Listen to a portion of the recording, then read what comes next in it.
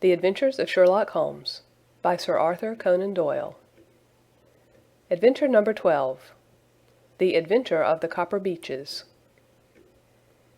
"To the man who loves art for its own sake," remarked Sherlock Holmes, tossing aside the advertisement sheet of the Daily Telegraph, "it is frequently in its least important and lowliest manifestations that the keenest pleasure is to be derived. It is pleasant to me to observe, Watson, that you have so far grasped this truth, that in these little records of our cases, which you have been good enough to draw up, and, I am bound to say, occasionally to embellish, you have given prominence, not so much to the many causes célèbres and sensational trials in which I have figured, but rather to those incidents which may have been trivial in themselves, but which have given room for those faculties of deduction and of logical synthesis, which I have made my special province."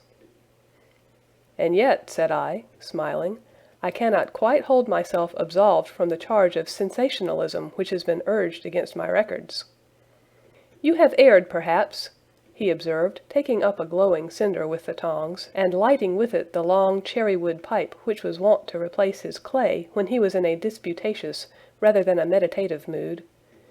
"You have erred, perhaps, in attempting to put color and life into each of your statements, instead of confining yourself to the task of placing upon record that severe reasoning from cause to effect which is really the only notable feature about the thing." "It seems to me that I have done you full justice in the matter," I remarked with some coldness, for I was repelled by the egotism which I had more than once observed to be a strong factor in my friend's singular character.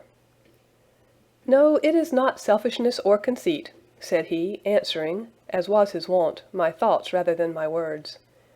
"If I claim full justice for my art, it is because it is an impersonal thing, a thing beyond myself.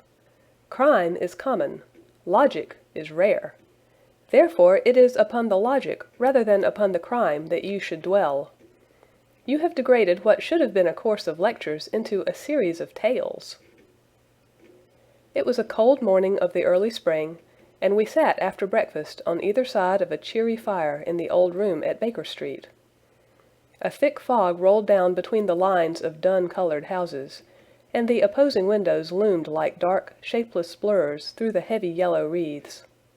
Our gas was lit and shone on the white cloth and glimmer of china and metal, for the table had not been cleared yet. Sherlock Holmes had been silent all the morning, dipping continuously into the advertisement columns of a succession of papers, until at last, having apparently given up his search, he had emerged in no very sweet temper to lecture me upon my literary shortcomings. "At the same time," he remarked after a pause, during which he had sat puffing at his long pipe and gazing down into the fire, "you can hardly be open to a charge of sensationalism, for out of those cases which you have been so kind as to interest yourself in, a fair proportion do not treat of crime in its legal sense at all. The small matter in which I endeavoured to help the King of Bohemia, the singular experience of Miss Mary Sutherland, the problem connected with the man with the twisted lip, and the incident of the noble bachelor, were all matters which are outside the pale of the law. But in avoiding the sensational, I fear that you may have bordered on the trivial." "The end may have been so," I answered, "but the methods I hold to have been novel and of interest." "Pshaw, my dear fellow, what do the public, the great unobservant public, who could hardly tell a weaver by his tooth, or a compositor by his left thumb, care about the finer shades of analysis and deduction? But, indeed, if you are trivial, I cannot blame you, for the days of the great cases are past. Man, or at least criminal man, has lost all enterprise and originality. As to my own little practice, it seems to be degenerating into an agency for recovering lost lead pencils and giving advice to young ladies from boarding schools. I think that I have touched bottom at last, however. This note I had this morning marks my 0 point, I fancy. Read it." He tossed a crumpled letter across to me. It was dated from Montague Place upon the preceding evening, and ran thus: "Dear Mr. Holmes, I am very anxious to consult you as to whether I should or should not accept a situation which has been offered to me as governess. I shall call at 10:30 tomorrow if I do not inconvenience you. Yours faithfully, Violet Hunter. Do you know the young lady? I asked. Not I. It is 10:30 now. Yes, and I have no doubt that is her ring. It may turn out to be of more interest than you think. You remember that the affair of the blue carbuncle, which appeared to be a mere whim at first, developed into a serious investigation. It may be so in this case also. Well, let us hope so. But our doubts will very soon be solved, for here, unless I am much mistaken, is the person in question. As he spoke, the door opened, and a young lady entered the room. She was plainly but neatly dressed, with a bright, quick face, freckled like a plover's egg, and with the brisk manner of a woman who has had her own way to make in the world. "You will excuse my troubling you, I am sure," said she, as my companion rose to greet her, "but I have had a very strange experience, and as I have no parents or relations of any sort from whom I could ask advice, I thought that perhaps you would be kind enough to tell me what I should do. Pray take a seat, Miss Hunter. I shall be happy to do anything that I can to serve you." I could see that Holmes was favorably impressed by the manner and speech of his new client. He looked her over in his searching fashion, and then composed himself, with his lids drooping and his fingertips together, to listen to her story. "I have been a governess for 5 years," said she, "in the family of Colonel Spence Munro. But 2 months ago the Colonel received an appointment at Halifax, in Nova Scotia, and took his children over to America with him, so that I found myself without a situation. I advertised, and I answered advertisements, but without success. At last the little money which I had saved began to run short, and I was at my wits' end as to what I should do. There is a well-known agency for governesses in the West End called Westaway's, and there I used to call about once a week in order to see whether anything had turned up which might suit me. Westaway was the name of the founder of the business, but it is really managed by Miss Stoper. She sits in her own little office, and the ladies who are seeking employment wait in an anteroom, and are then shown in one by one, when she consults her ledgers and sees whether she has anything which would suit them. Well, when I called last week, I was shown into the little office as usual, but I found that Miss Stoper was not alone. A prodigiously stout man with a very smiling face and a great heavy chin which rolled down in fold upon fold over his throat, sat at her elbow with a pair of glasses on his nose, looking very earnestly at the ladies who entered. As I came in, he gave quite a jump in his chair, and turned quickly to Miss Stoper. "That will do," said he. "I could not ask for anything better. Capital, capital!" He seemed quite enthusiastic, and rubbed his hands together in the most genial fashion. He was such a comfortable-looking man that it was quite a pleasure to look at him. "You are looking for a situation, miss?" he asked. "Yes, sir." "As governess?" "Yes, sir." "And what salary do you ask?" "I had £4 a month in my last place with Colonel Spence Munro." "Oh, tut, tut! Sweating, rank sweating!" he cried, throwing his fat hands out into the air like a man who is in a boiling passion. "How could anyone offer so pitiful a sum to a lady with such attractions and accomplishments?" "My accomplishments, sir, may be less than you imagine," said I. "A little French, a little German, music, and drawing—" "Tut, tut!" he cried. "This is all quite beside the question. The point is, have you or have you not the bearing and deportment of a lady? There it is in a nutshell. If you have not, you are not fitted for the rearing of a child who may some day play a considerable part in the history of the country. But if you have, why, then, how could any gentleman ask you to condescend to accept anything under the 3 figures? Your salary with me, madam, would commence at £100 a year." You may imagine, Mr. Holmes, that to me, destitute as I was, such an offer seemed almost too good to be true. The gentleman, however, seeing perhaps the look of incredulity upon my face, opened a pocket-book and took out a note. "It is also my custom," said he, smiling in the most pleasant fashion until his eyes were just two little shining slits amid the white creases of his face, "to advance to my young ladies half their salary beforehand, so that they may meet any little expenses of their journey and their wardrobe." It seemed to me that I had never met so fascinating and so thoughtful a man. As I was already in debt to my tradesmen, the advance was a great convenience, and yet there was something unnatural about the whole transaction which made me wish to know a little more before I quite committed myself. "May I ask where you live, sir?" said I. "Hampshire. Charming rural place. The Copper Beeches, 5 miles on the far side of Winchester. It is the most lovely country, my dear young lady, and the dearest old country house." "And my duties, sir? I should be glad to know what they would be." "One child, one dear little romper just 6 years old. Oh, if you could see him killing cockroaches with a slipper, smack, smack, smack, 3 gone before you could wink." He leaned back in his chair and laughed his eyes into his head again. I was a little startled at the nature of the child's amusement, but the father's laughter made me think that perhaps he was joking. "My sole duties, then," I asked, "are to take charge of a single child?" "No, no, not the sole, not the sole, my dear young lady," he cried.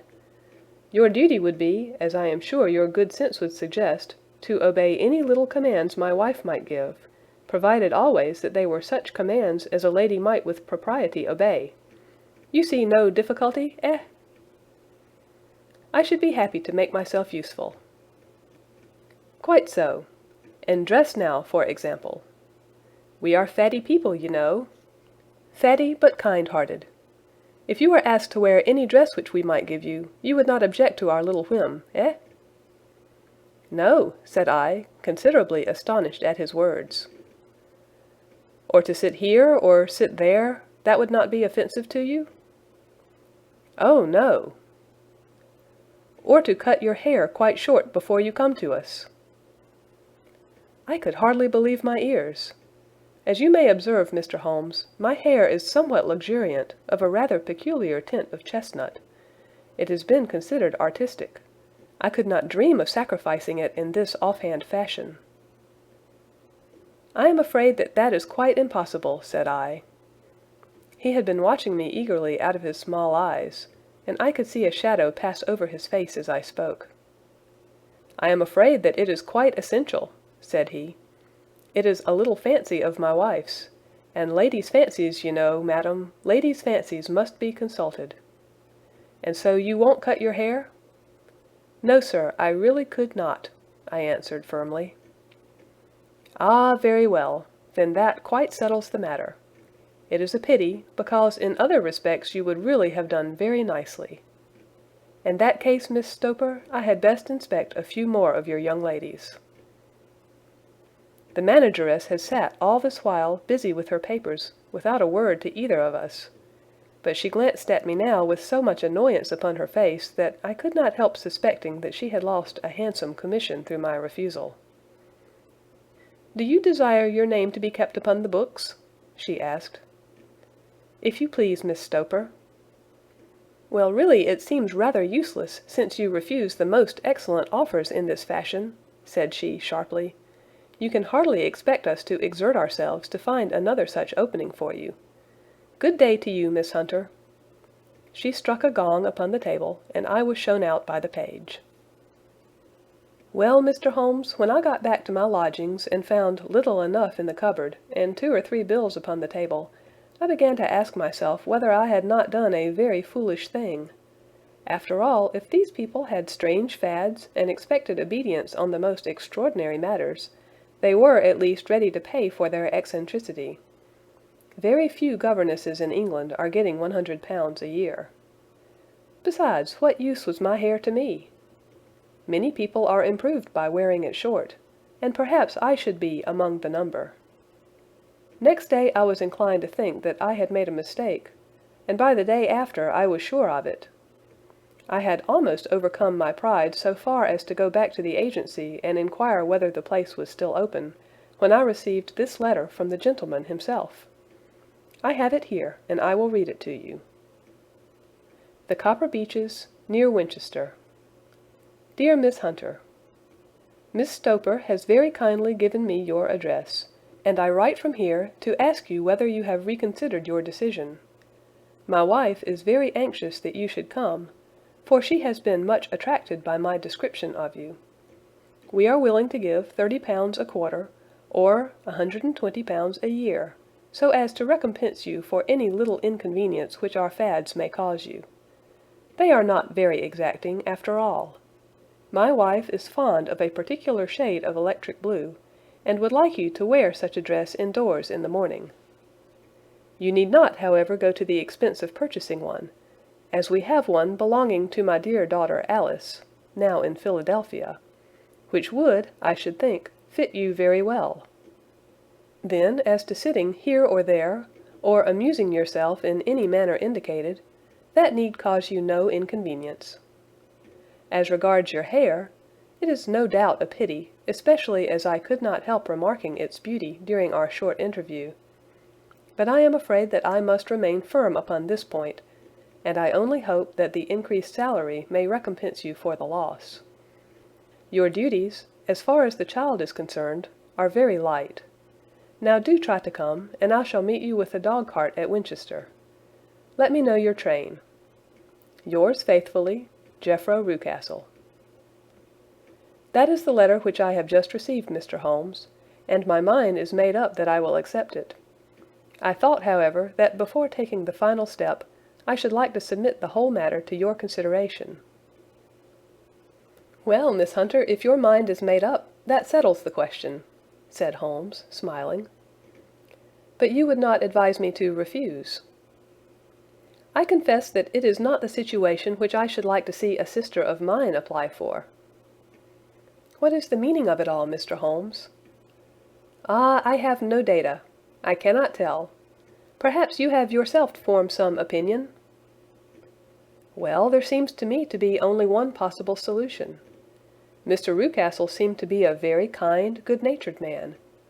Is it not possible that his wife is a lunatic, and that he desires to keep the matter quiet for fear she should be taken to an asylum, and that he humors her fancies in every way in order to prevent an outbreak? That is a possible solution. In fact, as matters stand, it is the most probable one. But in any case, it does not seem to be a nice household for a young lady. But the money, Mr. Holmes, the money! Well, yes, of course, the pay is good, too good. That is what makes me uneasy. Why should they give you £120 a year when they could have their pick for £40? There must be some strong reason behind. I thought that if I told you the circumstances you would understand afterwards if I wanted your help. I should feel so much stronger if I felt that you are at the back of me. Oh, you may carry that feeling away with you. I assure you that your little problem promises to be the most interesting which has come my way for some months. There is something distinctly novel about some of the features. If you should find yourself in doubt or in danger— Danger? What danger do you foresee? Holmes shook his head gravely. It would cease to be a danger if we could define it, said he. But at any time, day or night, a telegram would bring me down to your help. That is enough. She rose briskly from her chair with the anxiety all swept from her face. I shall go down to Hampshire quite easy in my mind now. I shall write to Mr. Rucastle at once, sacrifice my poor hair tonight, and start for Winchester tomorrow. With a few grateful words to Holmes, she bade us both good night and bustled off upon her way. At least, said I as we heard her quick, firm steps descending the stairs, she seems to be a young lady who is very well able to take care of herself. And she would need to be, said Holmes gravely. I am much mistaken if we do not hear from her before many days are past. It was not very long before my friend's prediction was fulfilled. A fortnight went by, during which I frequently found my thoughts turning in her direction, and wondering what strange side alley of human experience this lonely woman had strayed into.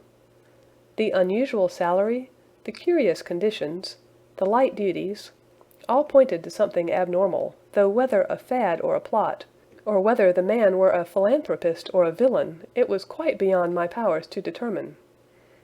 As to Holmes, I observed that he sat frequently for half an hour on end, with knitted brows and an abstracted air, but he swept the matter away with a wave of his hand when I mentioned it.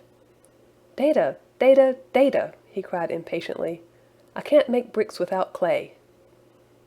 And yet he would always wind up by muttering that no sister of his should ever have accepted such a situation. The telegram which we eventually received came late one night, just as I was thinking of turning in, and Holmes was settling down to one of those all-night chemical researches which he frequently indulged in, when I would leave him stooping over a retort and a test tube at night, and find him in the same position when I came down to breakfast in the morning. He opened the yellow envelope, and then, glancing at the message, threw it across to me. "Just look up the trains in Bradshaw," said he, and turned back to his chemical studies. The summons was a brief and urgent one. "Please be at the Black Swan Hotel at Winchester at midday tomorrow," it said. "Do come. I am at my wits' end. Hunter." "Will you come with me?" asked Holmes, glancing up. "I should wish to." "Just look it up, then." "There is a train at 9:30, said I, glancing over my Bradshaw. "It is due at Winchester at 11:30. "That will do very nicely. Then perhaps I had better postpone my analysis of the acetones, as we may need to be at our best in the morning." By 11 o'clock the next day we were well upon our way to the old English capital. Holmes had been buried in the morning papers all the way down, but after we had passed the Hampshire border he threw them down and began to admire the scenery. It was an ideal spring day, a light blue sky, flecked with little fleecy white clouds drifting across from west to east. The sun was shining very brightly, and yet there was an exhilarating nip in the air, which set an edge to a man's energy. All over the countryside, away to the rolling hills around Aldershot, the little red and grey roofs of the farmsteadings peeped out from amid the light green of the new foliage. "Are they not fresh and beautiful?" I cried with all the enthusiasm of a man fresh from the fogs of Baker Street. But Holmes shook his head gravely. "Do you know, Watson," said he, "that it is one of the curses of a mind with a turn like mine, that I must look at everything with reference to my own special subject. You look at these scattered houses, and you are impressed by their beauty. I look at them, and the only thought which comes to me is a feeling of their isolation, and of the impunity with which crime may be committed there." "Good heavens!" I cried. "Who would associate crime with these dear old homesteads?" "They always fill me with a certain horror. It is my belief, Watson, founded upon my experience, that the lowest and vilest alleys in London do not present a more dreadful record of sin than does the smiling and beautiful countryside." "You horrify me." "But the reason is very obvious. The pressure of public opinion can do in the town what the law cannot accomplish. There is no lane so vile that the scream of a tortured child, or the thud of a drunkard's blow, does not beget sympathy and indignation among the neighbours, and then the whole machinery of justice is ever so close that a word of complaint can set it going, and there is but a step between the crime and the dock. But look at these lonely houses, each in its own fields, filled for the most part with poor ignorant folk who know little of the law. Think of the deeds of hellish cruelty, the hidden wickedness which may go on year in, year out in such places, and none the wiser. Had this lady who appeals to us for help gone to live in Winchester, I should never have had a fear for her. It is the 5 miles of country which makes the danger. Still, it is clear that she is not personally threatened. No, if she can come to Winchester to meet us, she can get away. Quite so. She has her freedom. What can be the matter, then? Can you suggest no explanation? I have devised 7 separate explanations, each of which would cover the facts as far as we know them. But which of these is correct can only be determined by the fresh information which we shall no doubt find waiting for us. Well, there is the tower of the cathedral, and we shall soon learn all that Miss Hunter has to tell. The Black Swan is an inn of repute in the High Street, at no distance from the station, and there we found the young lady waiting for us. She had engaged a sitting-room, and our lunch awaited us upon the table. "I am so delighted that you have come," she said earnestly. "It is so very kind of you both, but indeed I do not know what I should do. Your advice will be altogether invaluable to me. Pray tell us what has happened to you." "I will do so, and I must be quick, for I have promised Mr. Rucastle to be back before 3. I got his leave to come into town this morning, though he little knew for what purpose." "Let us have everything in its due order." Holmes thrust his long, thin legs out towards the fire, and composed himself to listen. "In the first place, I may say that I have met, on the whole, with no actual ill treatment from Mr. and Mrs. Rucastle. It is only fair to them to say that. But I cannot understand them, and I am not easy in my mind about them." "What can you not understand?" "Their reasons for their conduct. But you shall have it all just as it occurred. When I came down, Mr. Rucastle met me here, and drove me in his dog-cart to the Copper Beeches. It is, as he said, beautifully situated, but it is not beautiful in itself, for it is a large square block of a house, whitewashed, but all stained and streaked with damp and bad weather. There are grounds round it, woods on 3 sides, and on the 4th a field which slopes down to the Southampton highroad, which curves past about 100 yards from the front door. This ground in front belongs to the house, but the woods all round are part of Lord Southerton's preserves. A clump of copper beeches immediately in front of the hall door has given its name to the place. I was driven over by my employer, who was as amiable as ever, and was introduced by him that evening to his wife and the child. There was no truth, Mr. Holmes, in the conjecture which seemed to us to be probable in your rooms at Baker Street. Mrs. Rucastle is not mad.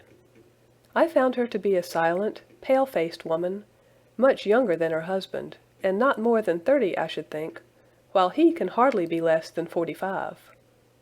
From their conversation I have gathered that they have been married about 7 years, that he was a widower, and that his only child by the first wife was the daughter who has gone to Philadelphia. Mr. Rucastle told me in private that the reason why she had left them was that she had an unreasoning aversion to her stepmother. As the daughter could not have been less than 20, I can quite imagine that her position must have been uncomfortable with her father's young wife. Mrs. Rucastle seemed to me to be colorless in mind as well as in feature. She impressed me neither favorably nor the reverse. She was a nonentity. It was easy to see that she was passionately devoted both to her husband and to her little son. Her light gray eyes wandered continually from one to the other, noting every little want, and forestalling it if possible. He was kind to her also in his bluff, boisterous fashion, and on the whole they seemed to be a happy couple. And yet she had some secret sorrow, this woman. She would often be lost in deep thought, with the saddest look upon her face. More than once I have surprised her in tears. I have thought sometimes that it was the disposition of her child which weighed upon her mind, for I have never met so utterly spoiled and so ill-natured a little creature. He is small for his age, with a head which is quite disproportionately large. His whole life appears to be spent in an alternation between savage fits of passion and gloomy intervals of sulking. Giving pain to any creature weaker than himself seems to be his one idea of amusement, and he shows quite remarkable talent in planning the capture of mice, little birds, and insects. But I would rather not talk about the creature, Mr. Holmes, and indeed he has little to do with my story. "I am glad of all details," remarked my friend, "whether they seem to you to be relevant or not." "I shall try not to miss anything of importance. The one unpleasant thing about the house, which struck me at once, was the appearance and conduct of the servants. There are only 2, a man and his wife.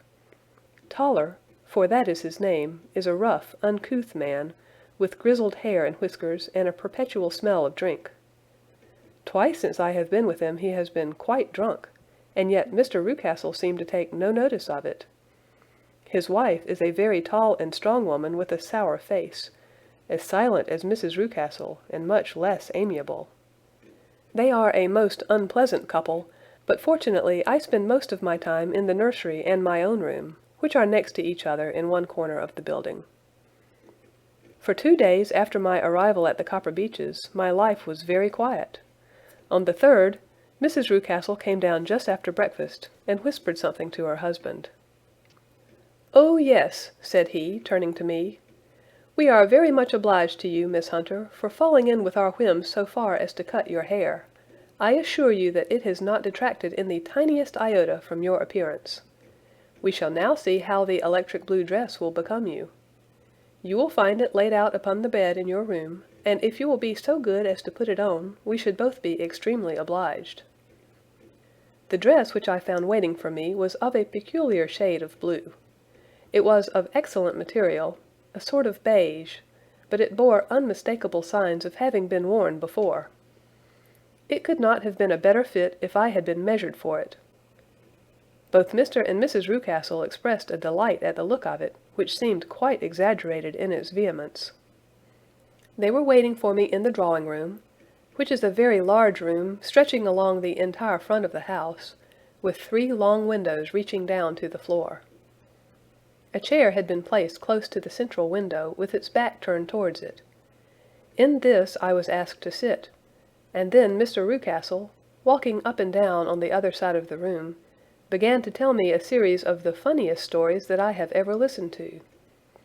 You cannot imagine how comical he was, and I laughed until I was quite weary. Mrs. Rucastle, however, who has evidently no sense of humor, never so much as smiled, but sat with her hands in her lap, and a sad, anxious look upon her face. After an hour or so, Mr. Rucastle suddenly remarked that it was time to commence the duties of the day, and that I might change my dress and go to little Edward in the nursery. 2 days later this same performance was gone through under exactly similar circumstances. Again I changed my dress, again I sat in the window, and again I laughed very heartily at the funny stories of which my employer had an immense repertoire, and which he told inimitably. Then he handed me a yellow-backed novel, and moving my chair a little sideways that my own shadow might not fall upon the page, he begged me to read aloud to him.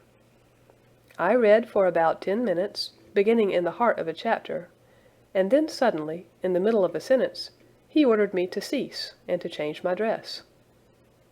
You can easily imagine, Mr. Holmes, how curious I became as to what the meaning of this extraordinary performance could possibly be. They were always very careful, I observed, to turn my face away from the window, so that I became consumed with the desire to see what was going on behind my back. At first it seemed to be impossible, but I soon devised a means. My hand mirror had been broken, so a happy thought seized me, and I concealed a piece of the glass in my handkerchief. On the next occasion, in the midst of my laughter, I put my handkerchief up to my eyes, and was able with a little management to see all that there was behind me. I confess that I was disappointed. There was nothing. At least, that was my first impression. At the second glance, however, I perceived that there was a man standing in the Southampton Road, a small bearded man in a grey suit, who seemed to be looking in my direction. The road is an important highway, and there are usually people there. This man, however, was leaning against the railings which bordered our field, and was looking earnestly up. I lowered my handkerchief and glanced at Mrs. Rucastle, to find her eyes fixed upon me with a most searching gaze. She said nothing, but I am convinced that she had divined that I had a mirror in my hand, and had seen what was behind me. She rose at once. "Jeffro," said she, "there is an impertinent fellow upon the road there, who stares up at Miss Hunter." "No friend of yours, Miss Hunter?" he asked. "No, I know no one in these parts." "Dear me, how very impertinent! Kindly turn round and motion to him to go away." "Surely it would be better to take no notice." "No, no, we should have him loitering here always. Kindly turn round and wave him away like that." I did as I was told, and at the same instant Mrs. Rucastle drew down the blind. That was a week ago, and from that time I have not sat again in the window, nor have I worn the blue dress, nor seen the man in the road. "Pray continue," said Holmes. "Your narrative promises to be a most interesting one." "You will find it rather disconnected, I fear, and there may prove to be little relation between the different incidents of which I speak. On the very first day that I was at the Copper Beeches, Mr. Rucastle took me to a small outhouse which stands near the kitchen door. As we approached it, I heard the sharp rattling of a chain and the sound as of a large animal moving about. "Look in here," said Mr. Rucastle, showing me a slit between two planks. "Is he not a beauty?" I looked through and was conscious of two glowing eyes and of a vague figure huddled up in the darkness. "Don't be frightened," said my employer, laughing at the start which I had given. "It's only Carlo, my mastiff. I call him mine, but really old Toller, my groom, is the only man who can do anything with him. We feed him once a day, and not too much then, so that he is always as keen as mustard. Toller lets him loose every night, and God help the trespasser whom he lays his fangs upon. For goodness' sake, don't you ever on any pretext set your foot over the threshold at night, for it's as much as your life is worth." The warning was no idle one, for 2 nights later I happened to look out of my bedroom window about 2 o'clock in the morning. It was a beautiful moonlight night, and the lawn in front of the house was silvered over and almost as bright as day. I was standing, wrapped in the peaceful beauty of the scene, when I was aware that something was moving under the shadow of the Copper Beeches. As it emerged into the moonshine, I saw what it was. It was a giant dog, as large as a calf, tawny tinted, with hanging jowl, black muzzle, and huge projecting bones. It walked slowly across the lawn and vanished into the shadow upon the other side. That dreadful sentinel sent a chill to my heart which I do not think that any burglar could have done. And now I have a very strange experience to tell you. I had, as you know, cut off my hair in London, and I had placed it in a great coil at the bottom of my trunk. One evening, after the child was in bed, I began to amuse myself by examining the furniture of my room, and by rearranging my own little things. There was an old chest of drawers in the room, the 2 upper ones empty and open, the lower one locked. I had filled the first 2 with my linen, and as I had still much to pack away, I was naturally annoyed at not having the use of the 3rd drawer. It struck me that it might have been fastened by a mere oversight, so I took out my bunch of keys and tried to open it. The very first key fitted to perfection, and I drew the drawer open. There was only one thing in it, but I am sure that you would never guess what it was.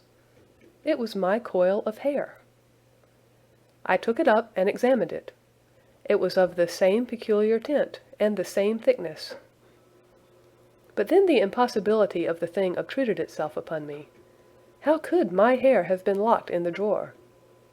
With trembling hands I undid my trunk, turned out the contents, and drew from the bottom my own hair. I laid the 2 tresses together, and I assure you that they were identical. Was it not extraordinary? Puzzle as I would, I could make nothing at all of what it meant.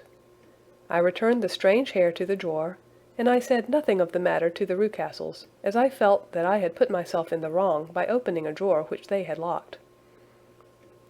I am naturally observant, as you may have remarked, Mr. Holmes, and I soon had a pretty good plan of the whole house in my head. There was one wing, however, which appeared not to be inhabited at all. A door which faced that which led into the quarters of the Tollers opened into this suite, but it was invariably locked. One day, however, as I ascended the stair, I met Mr. Rucastle coming out through this door, his keys in his hand, and a look on his face which made him a very different person to the round, jovial man to whom I was accustomed. His cheeks were red, his brow was all crinkled with anger, and the veins stood out at his temples with passion. He locked the door and hurried past me without a word or a look. This aroused my curiosity, so when I went out for a walk in the grounds with my charge, I strolled round to the side from which I could see the windows of this part of the house. There were 4 of them in a row, 3 of which were simply dirty, while the 4th was shuttered up. They were evidently all deserted. As I strolled up and down, glancing at them occasionally, Mr. Rucastle came out to me, looking as merry and jovial as ever. "Ah," said he, "you must not think me rude if I passed you without a word, my dear young lady. I was preoccupied with business matters." I assured him that I was not offended. "By the way," said I, "you seem to have quite a suite of spare rooms up there, and one of them has the shutters up." He looked surprised and, as it seemed to me, a little startled at my remark. "Photography is one of my hobbies," said he. "I have made my dark room up there. But, dear me, what an observant young lady we have come upon. Who would have believed it? Who would have ever believed it?" He spoke in a jesting tone, but there was no jest in his eyes as he looked at me. I read suspicion there, and annoyance, but no jest. "Well, Mr. Holmes, from the moment that I understood that there was something about that suite of rooms which I was not to know, I was all on fire to go over them. It was not mere curiosity, though I have my share of that. It was more a feeling of duty, a feeling that some good might come from my penetrating to this place. They talk of woman's instinct. Perhaps it was woman's instinct which gave me that feeling. At any rate, it was there, and I was keenly on the lookout for any chance to pass the forbidden door. It was only yesterday that the chance came. I may tell you that, besides Mr. Rucastle, both Toller and his wife find something to do in these deserted rooms, and I once saw him carrying a large black linen bag with him through the door. Recently he has been drinking hard, and yesterday evening he was very drunk, and when I came upstairs there was the key in the door. I had no doubt at all that he had left it there. Mr. and Mrs. Rucastle were both downstairs, and the child was with them, so that I had an admirable opportunity. I turned the key gently in the lock, opened the door, and slipped through. There was a little passage in front of me, unpapered and uncarpeted, which turned at a right angle at the farther end. Round this corner were 3 doors in a line, the first and third of which were open. They each led into an empty room, dusty and cheerless, with 2 windows in the one, and 1 in the other, so thick with dirt that the evening light glimmered dimly through them.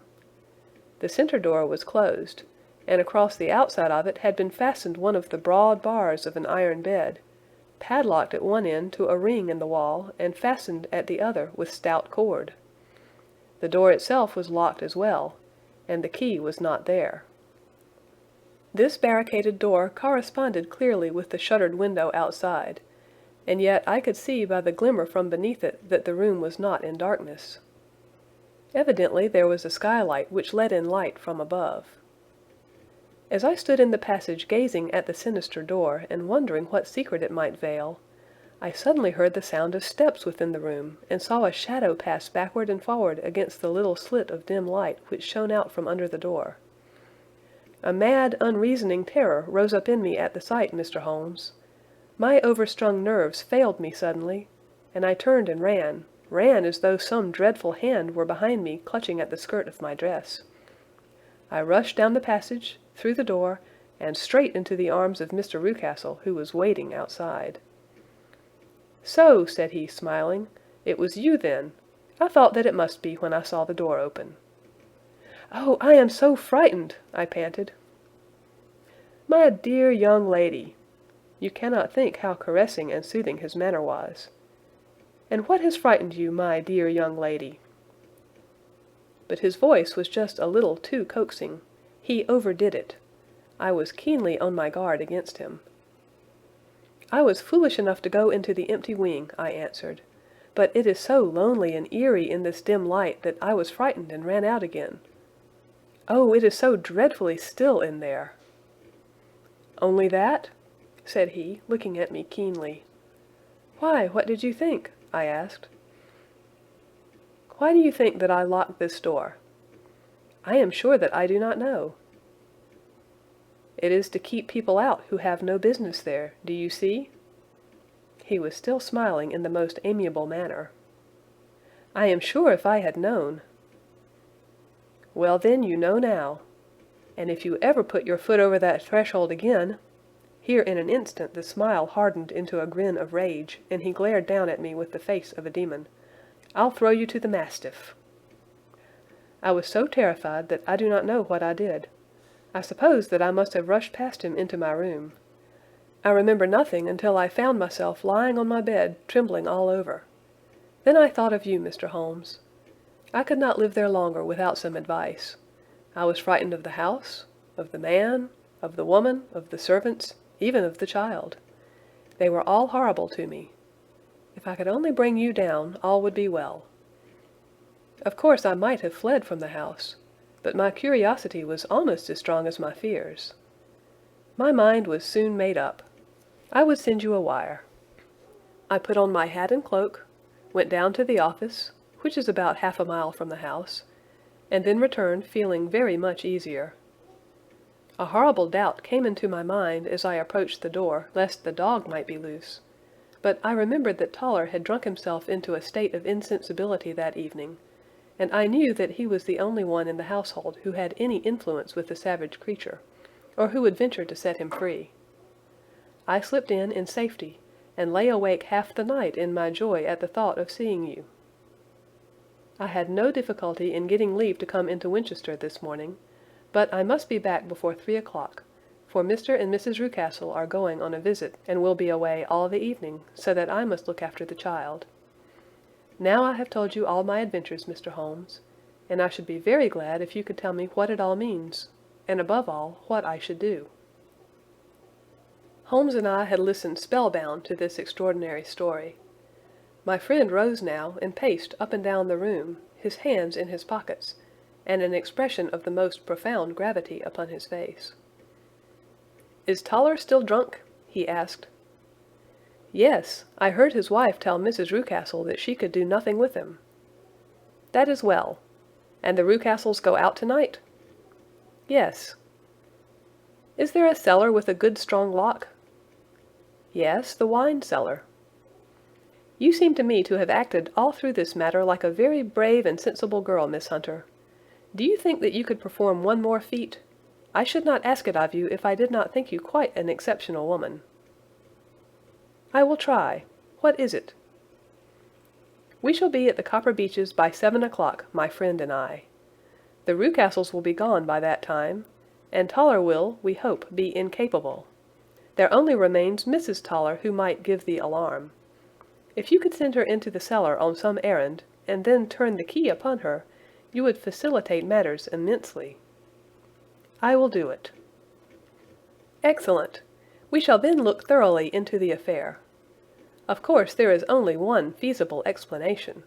You have been brought there to personate someone, and the real person is imprisoned in this chamber.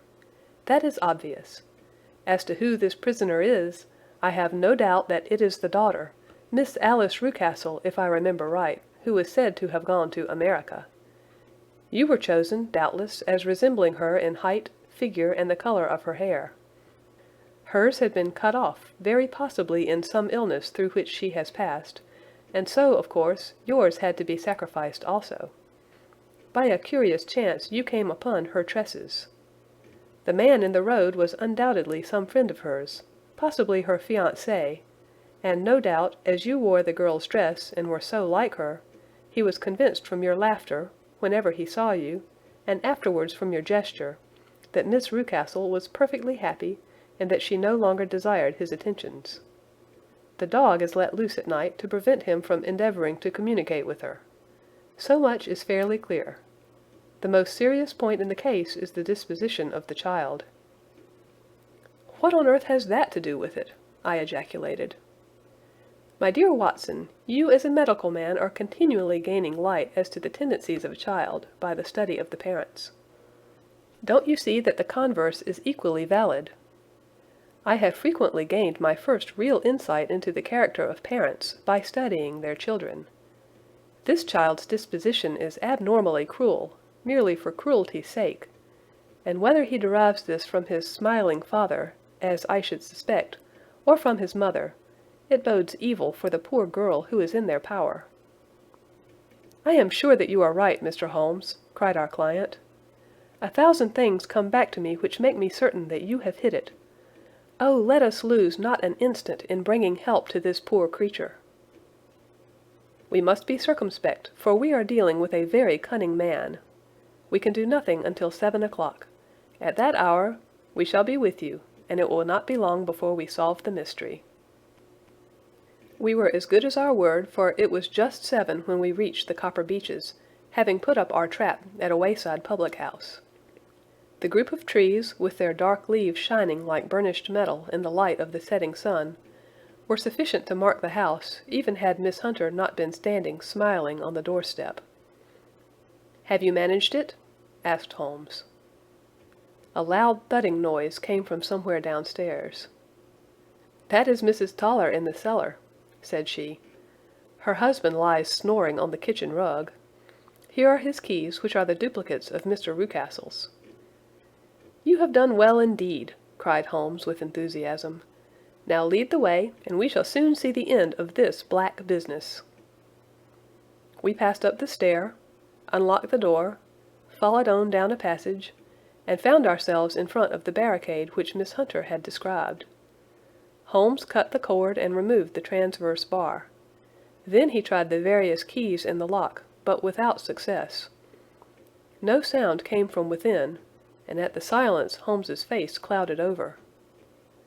"I trust that we are not too late," said he. "I think, Miss Hunter, that we had better go in without you. Now, Watson, put your shoulder to it, and we shall see whether we cannot make our way in." It was an old rickety door, and gave at once before our united strength. Together we rushed into the room. It was empty. There was no furniture save a little pallet bed, a small table, and a basketful of linen. The skylight above was open, and the prisoner gone.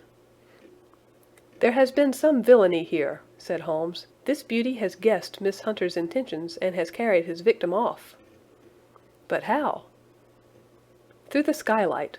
We shall soon see how he managed it." He swung himself up onto the roof. "Ah, yes," he cried. "Here's the end of a long, light ladder against the eaves. That is how he did it." "But it is impossible," said Miss Hunter. "The ladder was not there when the Rucastles went away." "He has come back and done it. I tell you that he is a clever and dangerous man. I should not be very much surprised if this were he whose step I hear now upon the stair. I think, Watson, that it would be as well for you to have your pistol ready." The words were hardly out of his mouth before a man appeared at the door of the room, a very fat and burly man, with a heavy stick in his hand. Miss Hunter screamed and shrunk against the wall at the sight of him. But Sherlock Holmes sprang forward and confronted him. "You villain," said he, "where's your daughter?" The fat man cast his eyes round, and then up at the open skylight. "It is for me to ask you that," he shrieked. "You thieves, spies and thieves! I have caught you, have I? You are in my power. I'll serve you—" He turned and clattered down the stairs as hard as he could go. "He's gone for the dog!" cried Miss Hunter. "I have my revolver," said I. "Better close the front door," cried Holmes, and we all rushed down the stairs together. We had hardly reached the hall when we heard the baying of a hound, and then a scream of agony, with a horrible worrying sound which it was dreadful to listen to. An elderly man with a red face and shaking limbs came staggering out at a side door. "My God!" he cried. "Someone has loosed the dog. It's not been fed for 2 days. Quick, quick, or it'll be too late." Holmes and I rushed out and round the angle of the house, with Toller hurrying behind us. There was the huge famished brute, its black muzzle buried in Rucastle's throat, while he writhed and screamed upon the ground. Running up, I blew its brains out, and it fell over with its keen white teeth still meeting in the great creases of his neck. With much labor we separated them, and carried him, living but horribly mangled, into the house. We laid him upon the drawing-room sofa, and having dispatched the sobered Toller to bear the news to his wife, I did what I could to relieve his pain. We were all assembled round him when the door opened, and a tall, gaunt woman entered the room. "Mrs. Toller!" cried Miss Hunter. "Yes, miss. Mr. Rucastle let me out, when he came back before he went up to you. Ah, miss, it is a pity you didn't let me know what you were planning, for I would have told you that your pains were wasted." "Ha!" said Holmes, looking keenly at her. "It is clear that Mrs. Toller knows more about this matter than anyone else." "Yes, sir, I do, and I am ready enough to tell what I know." "Then pray sit down, and let us hear it, for there are several points on which I must confess that I am still in the dark." "I will soon make it clear to you," said she, "and I'd have done so before now, if I could have got out from the cellar. If there's police court business over this, you'll remember that I was the one that stood your friend, and that I was Miss Alice's friend too. She was never happy at home, Miss Alice wasn't, from the time that her father married again. She was slighted like, and had no say in anything, but it never really became bad for her until after she met Mr. Fowler at a friend's house. As well as I could learn, Miss Alice had rights of her own by will, but she was so quiet and patient, she was, that she never said a word about them, but just left everything in Mr. Rucastle's hands. He knew he was safe with her, but when there was a chance of a husband coming forward, who would ask for all that the law would give him, then her father thought it time to put a stop on it. He wanted her to sign a paper so that whether she married or not, he could use her money. When she wouldn't do it, he kept on worrying her until she got brain fever, and for 6 weeks was at death's door. Then she got better at last, all worn to a shadow, and with her beautiful hair cut off. But that didn't make no change in her young man, and he stuck to her as true as man could be." "Ah," said Holmes, "I think that what you have been good enough to tell us makes the matter fairly clear, and that I can deduce all that remains. Mr. Rucastle, then, I presume, took to this system of imprisonment?" "Yes, sir." "And brought Miss Hunter down from London in order to get rid of the disagreeable persistence of Mr. Fowler?" "That was it, sir." "But Mr. Fowler, being a persevering man, as a good seaman should be, blockaded the house, and having met you succeeded by certain arguments, metallic or otherwise, in convincing you that your interests were the same as his." "Mr. Fowler was a very kind-spoken, free-handed gentleman," said Mrs. Toller serenely. "And in this way he managed that your good man should have no want of drink, and that a ladder should be ready at the moment when your master had gone out. You have it, sir, just as it happened." "I am sure we owe you an apology, Mrs. Toller," said Holmes, "for you have certainly cleared up everything which puzzled us. And here comes the country surgeon and Mrs. Rucastle, so I think, Watson, that we had best escort Miss Hunter back to Winchester, as it seems to me that our locus standi now is rather a questionable one." And thus was solved the mystery of the sinister house with the copper beeches in front of the door. Mr. Rucastle survived, but was always a broken man, kept alive solely through the care of his devoted wife. They still live with their old servants, who probably know so much of Rucastle's past life that he finds it difficult to part from them. Mr. Fowler and Miss Rucastle were married, by special license, in Southampton the day after their flight, and he is now the holder of a government appointment in the island of Mauritius.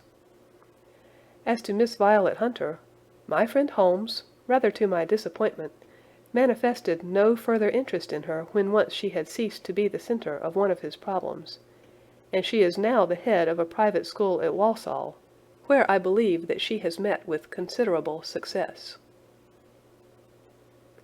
End of The Adventure of the Copper Beeches. This concludes The Adventures of Sherlock Holmes by Sir Arthur Conan Doyle.